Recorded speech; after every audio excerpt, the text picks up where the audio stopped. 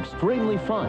It's Sunrise with Craig Froenig right here on KCMX AM 880.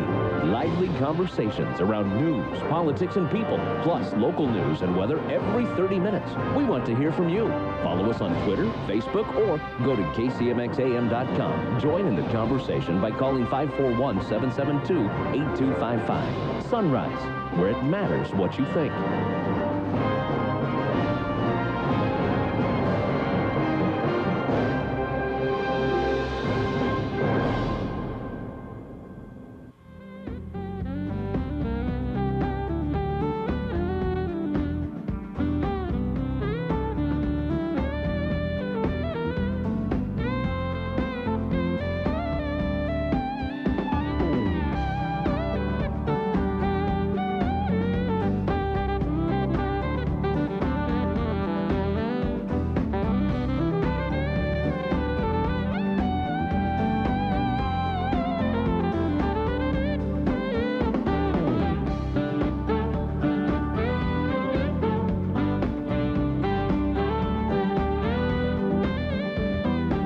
Good morning, everybody. Welcome back. 7 minutes after the hour. It's the Sunrise Show here on KCMX News Talk 880. About 57 degrees out, warming up nicely. Just sun feels great. Beautiful sunrise this morning at 6:05. Sunset tonight at 8:08. And we just finished with Lieutenant Bob Sergi, Jackson County Sheriff's candidate. Quite interesting. Today is International Jazz Day, so if you're hearing a little bit extra horns and things, that's what that is.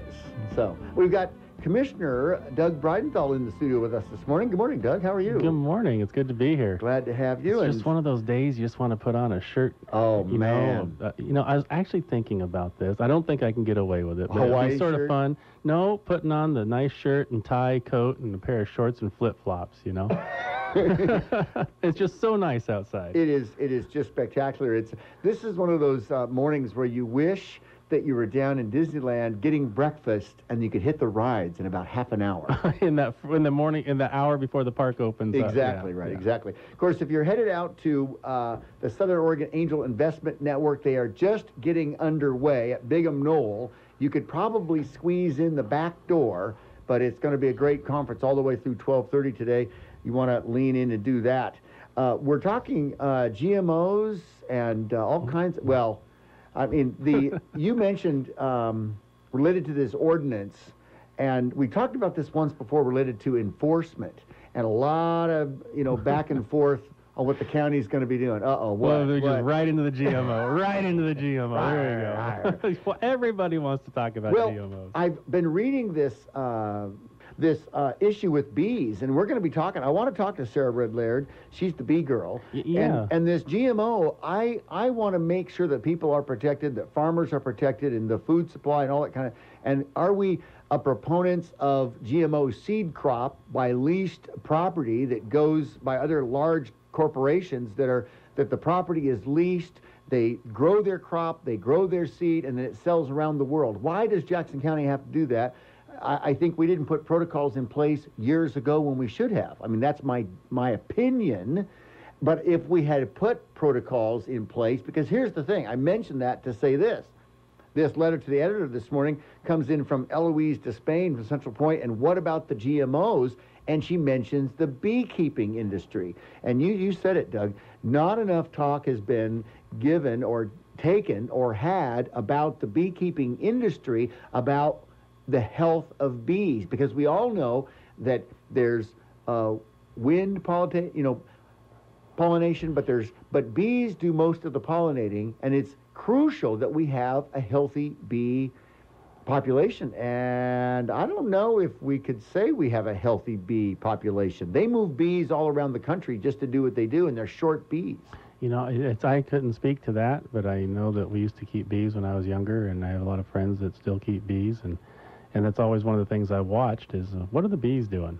Because they're a first indicator, the first line indicator out there. Oh, yeah. And, a lot of people say, oh, we're going to get the cross-pollination wind drift on this stuff. I go, I don't buy into the wind drift pollination. We can't even produce enough wind here to get a turbine going to create energy. Well, So why would we think that the wind drift is going to start cross-pollinating And everything?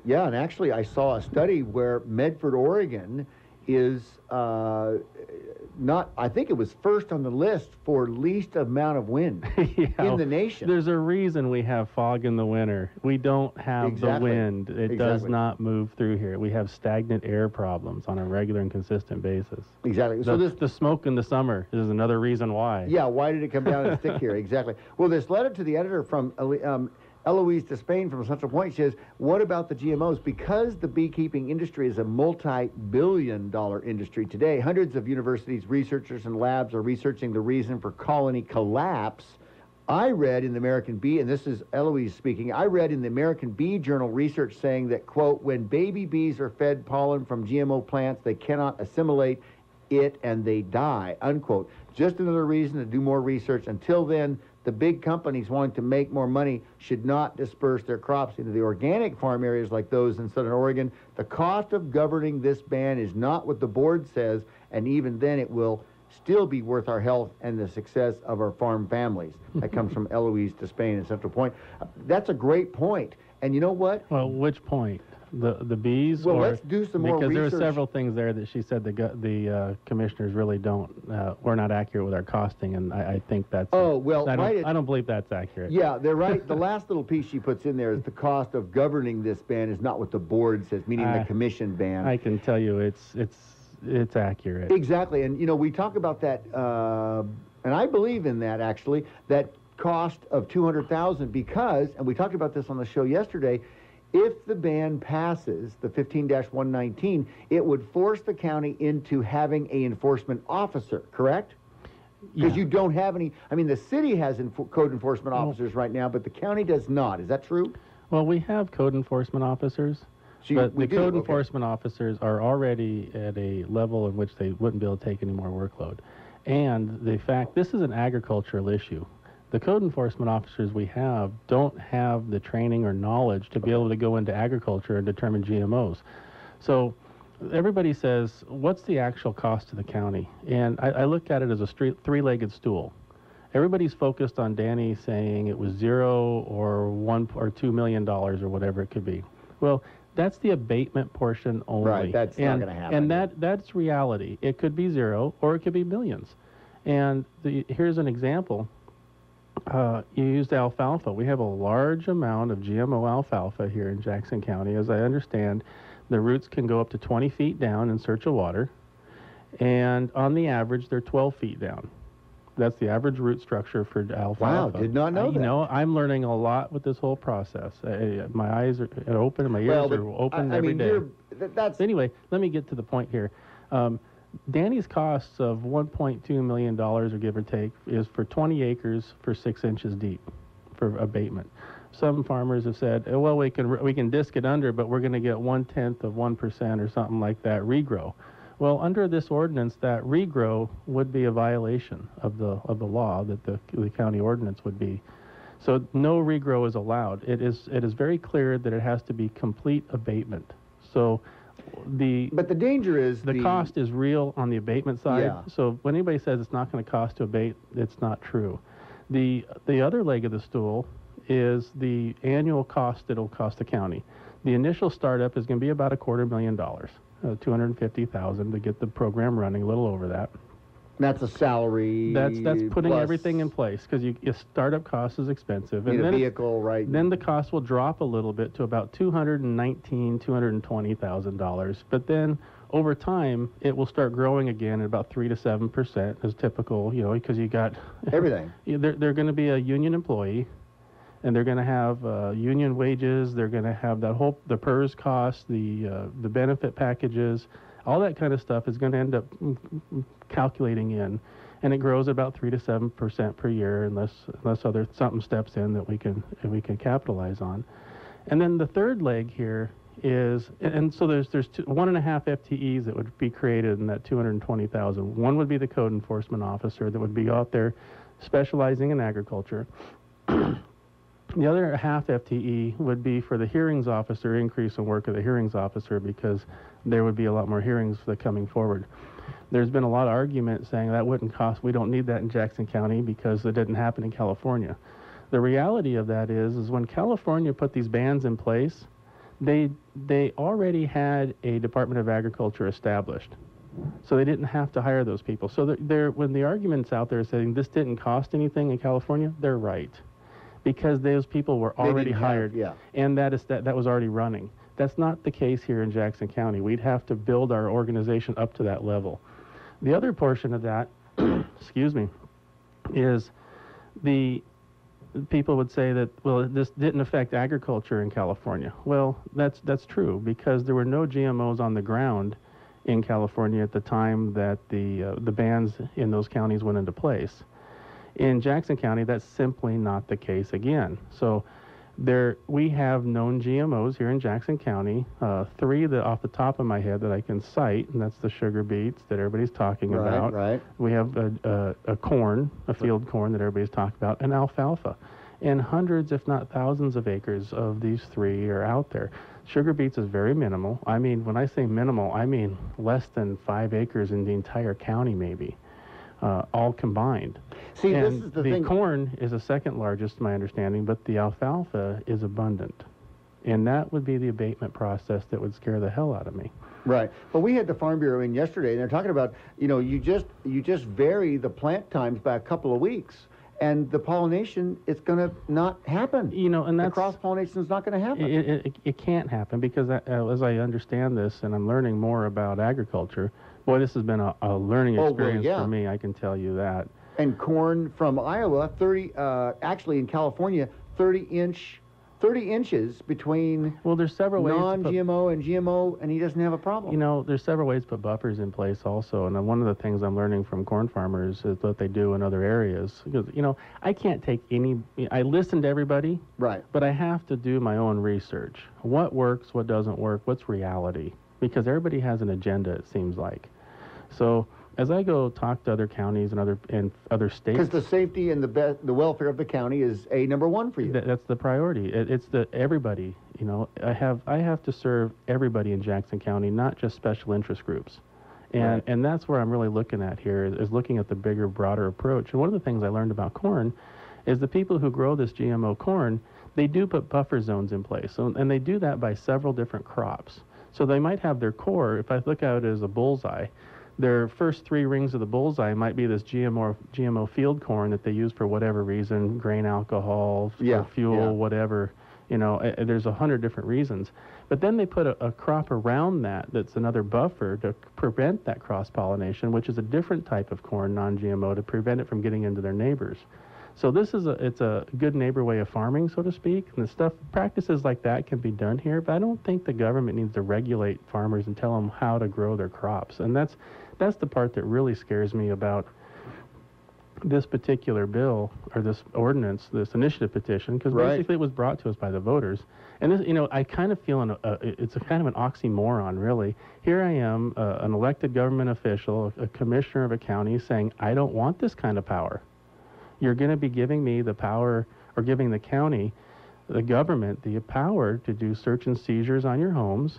You're going to make it a violation, But it's not really going to be. I mean, you have the authority to do that, but it's not really going to be. How do you think we're going to have to enter the properties? People who are growing this stuff are going to say, "Oh, you're not coming onto my property," and they have the right to say that. And then what's going to happen is our code enforcement officer is going to sit there and say, sorry, now I got to go back and go get a search warrant, and I'm coming back with a search warrant. And now you got a search warrant, and based on the tension of the situation, maybe a deputy. It's hard to say. I mean, but the reality is search warrants will end up being issued, and it's not just over your crop. It's not just over. It could be your garden. It could be the flowers in your plant, in your home. But people aren't going to do that. That's what I always hear. People would never turn in anybody. We'd never go to court. Sure. And you know what? I also heard that we would never sue over timber. I heard that one long ago. I've lived here most of my life, and I watched that happen, and look what happened to our timber industry. Yeah, no kidding. We'd never sue over that. We've got a quick little break. We've got Commissioner Doug Breidenthal in the studio, ladies and gentlemen. We're talking all kinds of things related to county business. And, of course, what's up front right now is this Measure 15-119. We'll take your calls when we come back, 541-772-8255, here on The Sunrise Show, back after this.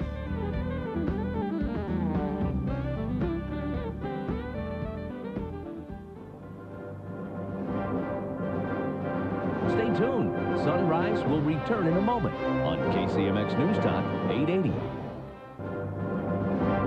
A little bold and extremely fun, Monday through Friday, 6 to 9 a.m. on KCMX AM 880. Lively conversations around news, politics, and people, plus local news and weather every 30 minutes. Here's Craig.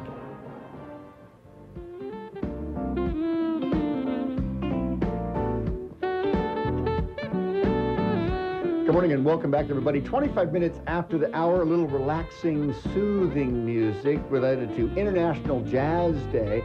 And, of course, we've got Commissioner Doug Breidenthal in the studio this morning, and we've got callers on the line. So we're going to take our first caller this morning and see what they've got to say. Good morning. You're live on the air. Who's this? This is Glenn Archambault. Yes, sir. Morning, Glenn. You know Commissioner Breidenthal, and you had a Yes. question. Go ahead, sir.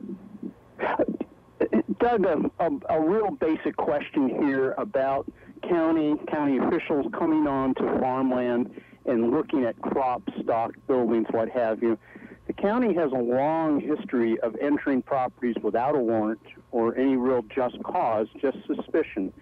So I'd like you to go back and review that a bit, because this is causing, out there in the county, when you discuss GMOs, this is a top issue for landowners. People are very concerned about the right to enter their property without due legal process. Yeah, and I'll let you exactly. answer that. Okay. Glenn, thanks for your call, sir, very much. Glenn, thank you very much, and that's one of the reasons why I originally ran for office. We've had conversations before. Right. And property, Illegal search and seizure, you know, exactly. personal property rights and personal freedoms is something that I've always stood for. And I look at some of the issues in this particular ballot measure, and it scares the heck out of me, because it's going to hand legal authority over to the county to be able to do this. And where we can work on policy internally and stop those things in the departments if that is occurring, where this law would actually give them authority. And because it's an initiative petition by the people, you're sitting there sort of bound as an elected going, okay, how do we deal with this on the backside?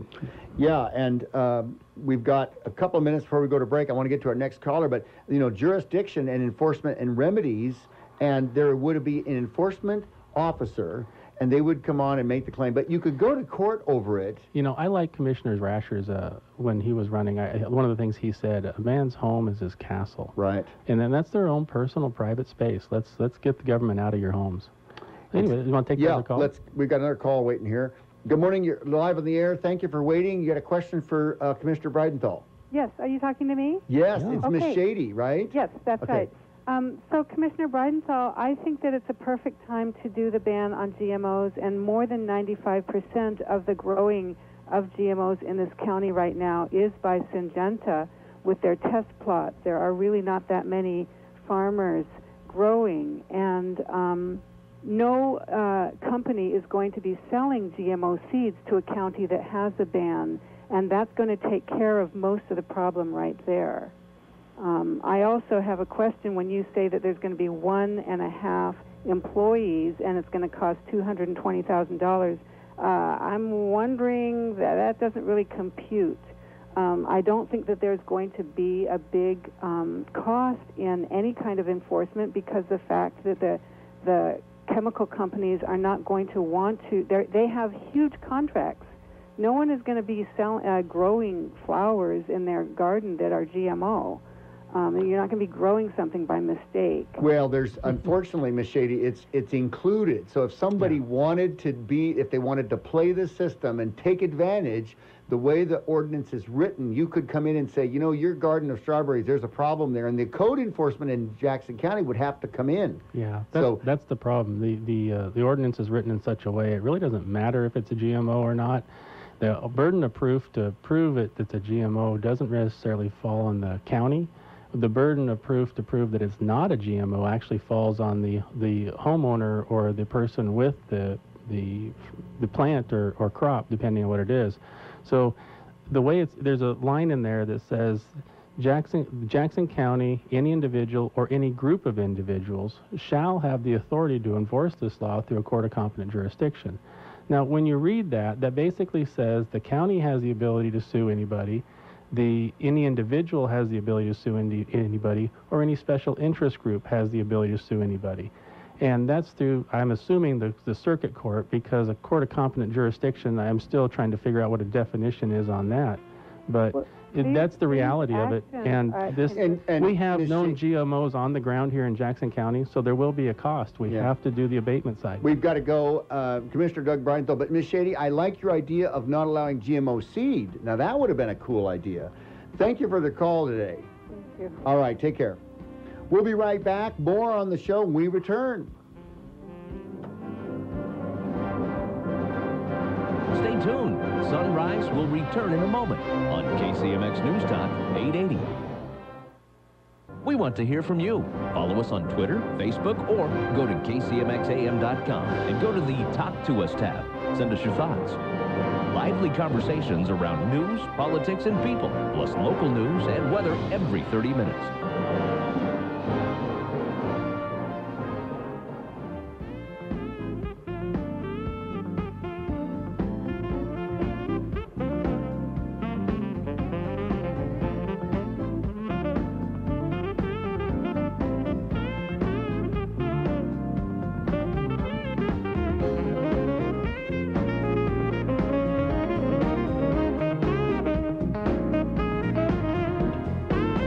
Good morning, everybody. Welcome back. 33 minutes after the hour. Glad you are with us. We're really good dialogue this morning. Thank you, callers, listeners. You're doing a great job out there. Very educated. I tell you what, very sharp and to the point. We had another call over the break, and we have Commissioner Doug Breidenthal in this morning, and we want to move on to other issues. But this, I tell you what, people they want to know, and this is it is. You know, there's two things before we move into this next segment, Craig. You know, the first thing is I really have to do this today. You know, it's Willie Nelson's birthday. I did not know that. Yeah, he's 81 years old. Big shout out to Willie Nelson. Happy birthday. I mean, that's an icon out there. I know it's jazz side of the world. Well, International Jazz Day, but we can throw out Willie Nelson's birthday. There you go. And the other thing is, I really enjoy your callers. You know, compared to other stations and stuff, your callers are very amicable. They're very polite. They're nice. They're not really controversial. I gotta really say thank you for having good discussion and not a yelling, opinionated discussion. Exactly. And here's the thing, and we get another call coming in, and that is, it's okay to disagree. Yeah. It's just not be disagreeable. And that's right. You can disagree in a respectful manner. That's continuing that dialogue. We had a call related to the alfalfa and the return, but I got a call cutting in. Hang on a second. Good morning. You're live on the Sunrise Show. Who's this? This is Brad. Good morning. Hey, morning, Brad. Yeah, I wanted to ask the commissioner, I haven't read the proposed law, but why wasn't it written into the law the proper language that if you violated the law, you're responsible for the cost of abatement. You're responsible for the cost to take the aggrieved party back to the state they were before your product became theirs. That could have been written into the law, then it wouldn't cost the county anything. Yeah. You know, I agree with you 120%. Here's the problem. We did not write this. The commissioners did not touch this. The county did not have anything to do with this. This was actually written by a special interest group, and they went out and obtained signatures. And this is the initiative petition process. This is what every individual has the ability to go out and convince people that their cause is just, get signatures, and put it on a ballot for everybody to vote on. So that question would have to go to the people who actually wrote this, and that is the special interest group that's pushing the interest.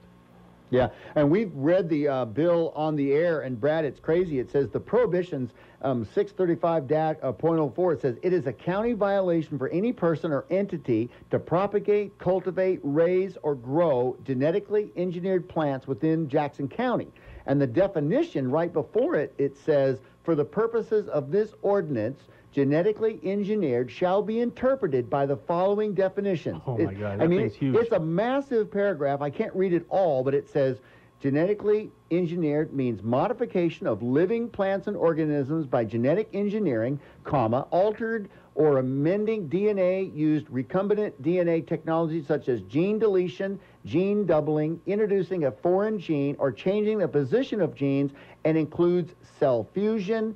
I mean, it goes on. Microencapsulation, macroencapsulation, gene splicing, hybridization techniques. I'm not even a third through it, Brad. It's just... It's a paragraph with 19 commas in it. The person who put that together was obviously intelligent. You'd have thought they'd have been wise enough just to add a phrase in there that if you violate the law, you're responsible for all the costs. It's unfortunate that somebody didn't oversee that before it went on the ballot. That's the thing. It's like the Obamacare law. I know it's unfortunate that you pass something, and once it becomes a law, it's full of mistakes. You know, exactly. I would actually... Thank you, Brad. Thanks for your call. I'd even go so far as those signatures that were put onto that petition. I wonder how many of those people who signed that petition actually read the ballot measure, that what they were signing. Oh, boy, it's huge. Yeah. We've got another call coming in. Well, I want to get to this alfalfa thing. You know, I almost want to say, let's put them on hold for a minute, because Bruce made a good comment during the break, and we're putting them off. Good morning. You're live on the Sunrise Show. Who's this? Yes, good morning. My name's Anna. Anna, hi. Quick question, because we had a real good point related to the alfalfa, the crop growers, and the return on their investment. I want to make sure we get to that, but quickly, give us your question or comment. Okay, so my question is, I've been hearing that pollen is not an issue, and to me that's fundamentally against the basics of what we all know about how our crops get pollinated. Bees carry pollen, and in this case, the wind blows, and so I don't understand how Commissioner Breidenthal can say this isn't a problem, especially because when this pollen blows, it creates a patent violation, and that's what I'm concerned about for our farmers, is patent violation that our farmers have to endure because their crops get contaminated by genetically modified pollen. Exactly. Yeah, thank you for that. Well, I never said I didn't have concern over the pollen. I basically said that I don't think the spread of that pollen by wind is a valid argument, based on the wind patterns and traditional weather issues here in Jackson County. If you get a cross-pollination there, it's not going to really have the big issue. The other part of that is I've heard people say that this is going to contaminate their ability to have organic food, and they're no longer considered organic. Well, I went back and read the FDA regulations to figure out what that occurs. And what it says in the FDA regulations, that if there is a cross-pollination on an organic farm, what happens is it does not change the organic status. That farmer still has the ability to claim organic because of the practices they were running to maintain that organic farm. But if they planted intentionally a GMO to do that, then they couldn't maintain that organic status. So it wouldn't have that impact that people are claiming. So I find that to be that argument doesn't carry as much water to me anymore. Right. So the one thing, and we've talked. So I say, read the laws, understand what reality is. I know before you start saying, "Oh, this is going to be a huge headache." Well, no, not necessarily. And Ms. Anna brings up a good point from the standpoint of the scientific basis of when you have cross-pollination and if you have contamination, what's the percentage or 0.00 something of the contamination? And scientifically, yes, in fact, it is contamination, but if you have 0.01%, is that going to affect everything? And I saw an amazing scientific phenomena that went right before my very eyes, and the scientist said, Craig, all U.S. currency is contaminated with cocaine. Yeah, all of it. You are, and he proved it to me without a shadow of a doubt. He had a plasma burner. He put the $20 bill through the plasma burner, and there was the cocaine signature on the scientific graph. And but he said you could be busted for possession of cocaine. You have that U.S. currency, and I'm thinking, okay, wait, but that's exactly the same thing we're talking about here, related to how much contamination and is it real in the whole scheme of things. All right, so getting to our caller at the bottom of the hour. Bruce. Yes. Let's not forget his name. Bruce, he made a really good point. He made a great point, And this is one thing I alluded to earlier, and basically when we talk about the alfalfa crops that are out there, let's say this ban goes into, people vote on this, and this ban goes into effect. This spring, people are planting alfalfa. And that's a 5 to 7, sometimes depending on your ground, you can get 10 years out of that crop. Before you have to replant? It's an investment because it costs a lot of money to plant that alfalfa. It's not a seed, it's not a yearly, like it's not corn. Yeah. It's not sugar beet seed. So what's going to happen is these farmers are going to put big money into the ground. And maybe they did this last year or the year before, and they're in their prime cutting time in the third well, they year. get 3 cuttings in a season. No, their third year when the growth is nice and solid. Right. And they're getting heavy cuttings out of it. And so now what would happen here, that abatement would have to go into effect, and that farmer that's currently in this process would lose that revenue based on their investment that they put in. So what are we doing to current farmers that have product in the ground right now, and they're going to rely on that? And they get 12 months. They get 12 months to abate. There's no relief for them in this process. And I've always said, I want our farmers protected. I want them to know that they've got the support of the people. And this is actually going to hurt a lot of farmers as much as it's going to help certain farmers. Exactly. We've got a call coming in. Good morning. You're live on the Sunrise Show. Who's this? Good morning. My name's Dakota. Dakota, yes. So tell us your questions. You have a question for Commissioner Breidenthal or maybe a comment related to the GMO and the Measure 15-119? Yeah, I have 2 points of clarification.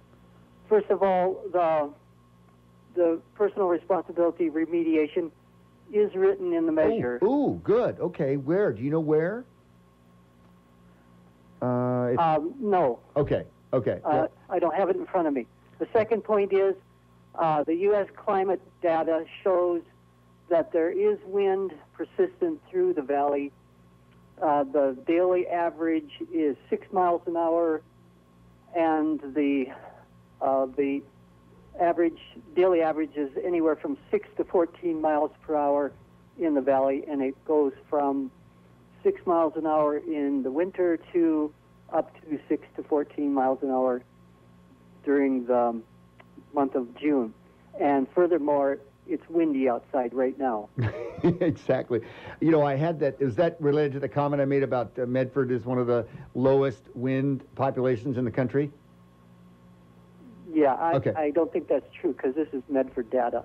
Yeah, and I'm going to check that because I had a study that came in that actually showed that Medford popped up on the radar. I think there was some qualifiers that I may not have mentioned, but Dakota, I'll see if I can't find that and correct myself if I can. And you know, okay, we have a breeze. Thanks for your call. A breeze is natural. Okay. But a wind moving through and actually being able to do cross-pollination, you'd have to look at a plant and look at the binding of that molecule basically in the plant. Because let's take a dandelion. You know, we all play with those as kids. They all go to seed. Oh yeah. The kids love them. You know, if there's a 5-6 mile an hour breeze, they sit there and they just move a little bit. I don't know, they catch your eye and the kids go over there and grab them. But you got to pick it up and blow that 20 to 30 mile an hour wind on it to remove the seeds off of it and get them to float away. Right. It's the same concept with pollination. You have to have a certain level of wind to be able to grab that and move it. It's not going to happen with a 5 or a 10 mile an hour small breeze. That's just enough to cool you off on a hot summer day. Exactly. Commissioner, I'm sorry, but we have another call coming in. Good morning. You're live on the Sunrise Show. Who's this? Morning, Craig. This is Barnaby. Yes, sir. What's happening? Hey, I haven't caught all the conversation because I'm out here making deliveries, but I was just wondering if the government gentleman that you're talking to has researched any of the facts of how in the Midwest, where there are genetically modified crops out there, when they get blown by nature into other farmers' crops, how sometimes those other farmers' crops are confiscated by big companies such as Monsanto and losing their crop. And I'm just wondering if that is addressed, man is that. Yes. No, you know, we talked about that yesterday. Well, actually, Barnaby, we talked about that on the Farm Bureau discussion yesterday. It was quite amazing that was. But we have Commissioner Doug Breidenthal in with us this morning. You know, I have been looking into that to the best of my ability. I don't have all the resources everybody else has at times, but I haven't been able to find that confiscated farmers' crops yet. And the people have talked about it. They said this case, but when I do follow up on some of that stuff, I can't find the actual case. Yeah, we actually had president of Oregon Farm Bureau, Barry Bashuian, yesterday, and they said they met and they did not have any evidence of any farm being affected and no citation on court cases. So all right, thanks, Barnaby. Appreciate the call. Thank you. Have a good day. Take care. We'll be right back. More on the Sunrise Show when we return after this.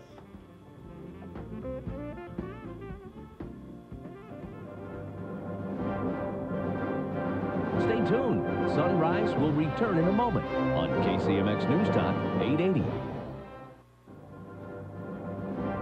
A little bold and extremely fun, Monday through Friday, 6 to 9 a.m. on KCMX AM 880. Lively conversations around news, politics, and people, plus local news and weather every 30 minutes. Here's Craig.